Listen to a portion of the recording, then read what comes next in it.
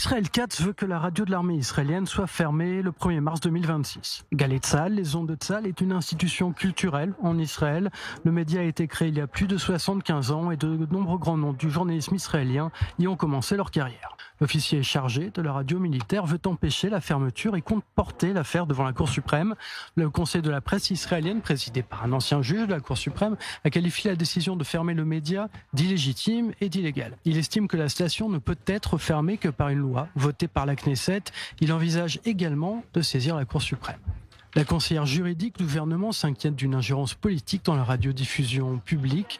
Selon elle, la fermeture pourrait porter atteinte à la liberté d'expression et à la liberté de la presse. Le syndicat des journalistes a annoncé qu'il se battrait contre cette décision qu'il juge mauvaise. La décision du ministre de la Défense est basée sur la recommandation d'un comité d'experts. D'aucuns affirment que le comité a été spécialement constitué pour garantir le résultat escompté par Israël 4, à savoir la fermeture de la radio de l'armée. Le comité a qualifié l'existence même d'une station de radio militaire diffusant ses programmes au grand public comme une anomalie démocratique sans équivalent dans le monde. Le rapport du comité dénonce l'implication dans l'actualité et les affaires courantes comme étant nuisibles au statut de l'armée israélienne en tant qu'armée du peuple. Un des arguments d'Israël 4, c'est que l'objectif initial de la station est de servir de plateforme aux soldats de l'armée israélienne et à leurs familles.